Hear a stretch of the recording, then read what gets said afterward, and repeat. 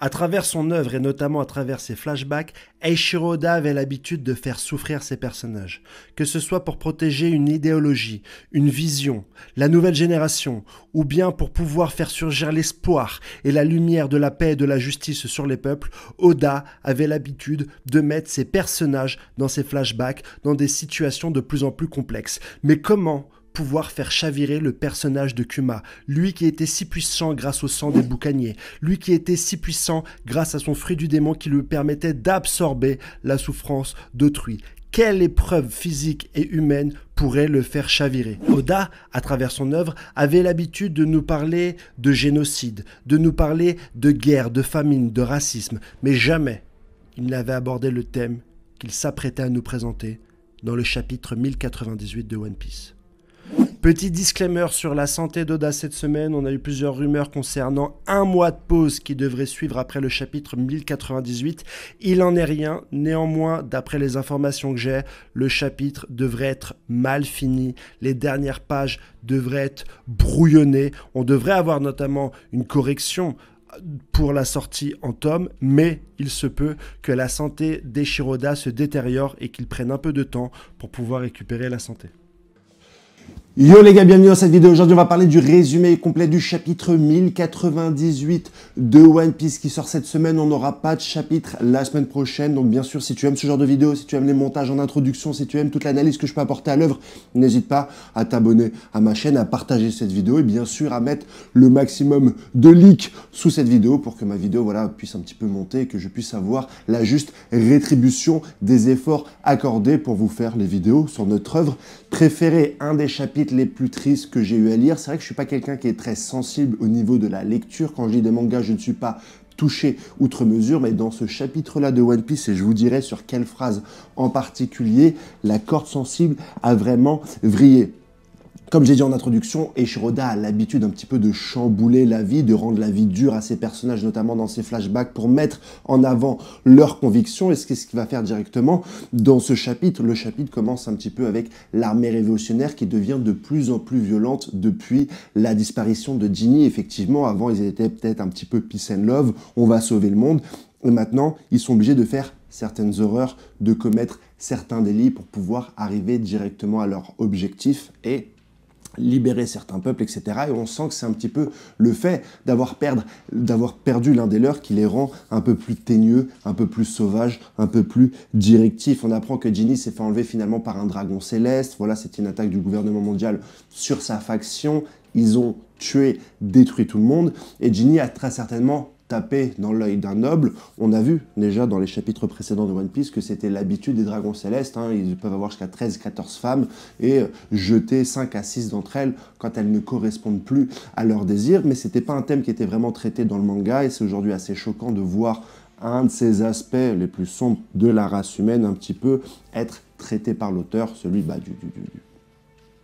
du V-word et de tout ce qui peut en suivre. J'ai pas envie de me faire démonétiser, mais ce qu'on sait, c'est que Ginny attend un enfant de ce dragon céleste-là et qu'en fait, il la libère parce qu'elle va développer une maladie, la maladie de l'écaille de saphir. Au contact de la lumière, sa peau va se transformer en saphir, en diamant. Elle va durcir directement, ce qui va l'enlaidir et c'est ça qui va la sauver puisque le dragon céleste, du coup, va la tège. Elle, enceinte, va directement au royaume de Sorbet pour que les aînés l'aident un petit peu à élever sa progéniture. Vous vous en doutez, c'est bien Jawarley Bonny dont on parle. Et, un peu avant de mourir, elle va prendre la décision d'appeler les révolutionnaires, parce que ce n'était pas chose faite, pour pouvoir leur dire au revoir une dernière fois. Elle va essayer de les avoir au téléphone, et quand elle va les avoir, tout le monde va être choqué, interloqué, que le fait qu'elle soit en liberté, et qu'ils n'aient pas été prévenus pour pouvoir directement la rencontrer. Elle va essayer de faire ses adieux, elle va directement parler à Kuma. Au même moment où ils ont une discussion, ils vont réussir à la géolocaliser, donc à savoir qu'elle est sur l'île de Sorbet, et Kuma va se téléporter au moment même où elle va lui dire cette dernière phrase, Kuma, je t'aime. Donc Eiichiro Oda est vraiment sadique dessus, puisque la dernière déclaration de Ginny, finalement, Kuma ne va pas l'attendre. Dans sa hâte de la voir et de la rencontrer, il va se téléporter sans bénéficier des derniers mots de la dulcinée. Malheureusement, comble du sort, quand celui-ci arrive directement sur les lieux, il trouve une Ginny morte.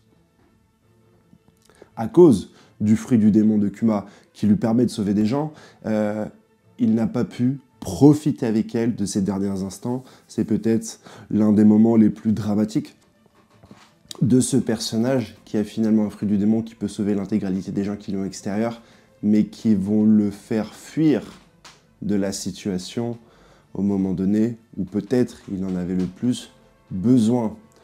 Kuma va donc s'occuper de Ginny avec l'aide des anciens de l'île de Sorbet. Il demande à Dragon une espèce d'intérim. Il va lui dire « Je ne peux plus trop me battre avec les révolutionnaires, maintenant j'ai autre chose à faire, j'ai une vie à protéger ». Il fait vœu devant la tombe de Ginny de s'occuper de cette fille, même si c'est pas la sienne. On voit un petit peu l'abnégation du personnage, son jusqu'au boutisme, jusqu'à où sa bonté inonde, puisqu'il va prendre en main cet enfant, finalement même issu des Dragons Célestes, finalement issu des gens qu'il n'aime pas, mais un enfant reste toujours innocent des crimes de leurs parents. C'est bien une des choses qui est enseignée dans le monde de One Piece, notamment à travers le personnage d'Ace, mais pas seulement. À partir de là, il va quand même faire de temps en temps des missions en intérim chez les révolutionnaires, mais ça nous permis un petit peu d'expliquer pourquoi est-ce que le personnage a quitté les révolutionnaires pour certainement devenir un tyran, un pirate, un Shichibukai. On va voir un petit peu ce qui va l'entraîner là-dedans dans le chapitre de la semaine prochaine. Pas de chapitre la semaine prochaine. J'ai également un concours Twitter, donc n'hésite pas à suivre mon compte Twitter. Je l'ai mis en description et en commentaire si tu veux bénéficier d'une figurine de Luffy en t-shirt, de 5 boosters et du tome 105 de One Piece. Vous connaissez le tome où il y a le Gear 5, donc ça peut être vraiment sympa de l'obtenir. N'hésite pas à aller sur mon Twitter. Kuma va s'occuper de Jawali Boni, il va reconnaître en elle certains traits de sa dulcinée, une appétit débordante, une énergie, une certaine violence aussi dans les propos et dans les gestes, bien sûr. Il va effectuer de temps en temps, et on voit certaines missions pour les révolutionnaires, c'est très certainement ce qui va l'amener à rencontrer, peut-être, Mihawk, les habitants d'Amazonelli, parce que je reste persuadé qu'il a dû les rencontrer s'il a envoyé les Mugiwara dans chacune de ces contrées, et qui sont liés plus ou moins ou à l'armée révolutionnaire, ou à une certaine image, à une certaine définition de la justice. C'est l'un ou l'autre, de près ou de loin. S'il a téléporté l'équipage de Luffy à ce moment-là, sur chacune de ces îles, en tout cas, c'est mon hypothèse. Jawali Boni ne peut pas sortir à l'extérieur parce qu'elle va contracter elle aussi la maladie de l'écaille de saphir, et un des inconvénients avant que cette maladie te dévisage, c'est bien sûr de ne pas pouvoir être en contact avec les rayons du soleil, donc elle va dormir directement dans l'église, et notamment dans une cage, parce que les vieux ils vont lui dire « Kuma, tu es tellement gros et énorme que si jamais tu te retournes en dormant, tu risquerais de l'écraser ». Et Kuma va lui sortir cette phrase, et celle qui m'a le plus touché.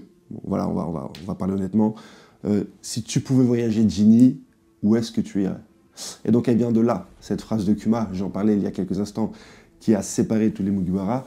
Elle vient du fait que Ginny ne pouvait pas voyager et que Kuma a ce pouvoir de pouvoir se téléporter un petit peu. Le pouvoir de pouvoir, c'est beau. Et finalement, est-ce que les pouvoirs te permettent de faire les choses? Et là, on revient à la définition des fruits du démon du Dr Vegapunk, qui est la volonté des hommes de se surpasser, de se déplacer. Peut-être que l'origine du fruit de Kuma, c'était la volonté d'un homme qui voulait aider autrui et voyager. Peut-être. Jawali Boni entend une discussion de Kuma et du médecin, et la discussion dit que dans 10 ans, Jawali Boni va mourir. Elle a 14 ans, cette jeune fille. Ou 12 ans, elle a 12 ans, parce qu'on est 14 ans avant les faits. Ginny, pendant 2 ans, vit avec un dragon céleste, et donc du coup, elle enfante pendant cette période-là, donc Jawali Boni a à peu près 12 ans, et il lui resterait 10 ans à vivre. Kuma ne peut lui dire cette terrible vérité, donc il dit « Dans 10 ans, tu seras guéri de ta maladie ». Bon gré, mal gré, dans notre timeline, à notre époque, elle peut sortir et être en contact de la lumière du soleil. Donc, Kuma a très certainement récupéré l'intégralité de sa maladie avec son fruit du démon et s'est transformé en cyborg au lieu de mourir. C'est peut-être une des solutions. Peut-être qu'il a tronqué avec les médecins de la marine, et notamment avec le Dr Vegapunk, le sauvetage de Jawali Boni, ou en tout cas de sa maladie, contre sa vie, et donc devenir Shichibukai puis cyborg. Mais ça nous sera très certainement décrit dans le chapitre prochain, le chapitre se terminant avec le roi de Sorbet qui revient sur l'île pour brûler et tuer les habitants du Sud, qui, je vous le rappelle, ne peuvent pas payer de tribut. Tu vois la tête de Kuma à la fin, c'est très certainement le début de l'acte qui transformera Kuma en Kuma le tyran. Il est assez vénère. Voilà pour le chapitre qui est assez prenant. Eiichiro Oda, et il s'excuse en page de couverture. Il y a un dessin de Brooke où il s'excuse pour la qualité de son dessin. Effectivement, il y a quelques brouillons crayonnés. C'est pas des brouillons, c'est plutôt des crayonnés. Ça reste de très bonne qualité. Est-ce que Oda n'a pas réussi à finir le chapitre tant il a été touché sentimentalement? Est-ce que Oda n'a pas réussi à finir le chapitre à cause de son état de santé physique? On n'a pas plus d'informations pour ça pour le moment. Rendez-vous demain matin pour la review. Je vais essayer de vous faire un joli montage. Voilà, n'hésite pas toujours à partager, t'abonner, mettre la notification si tu aimes ce genre de vidéo. Puis je te dis une excellente journée. Allez, à ciao, bye bye.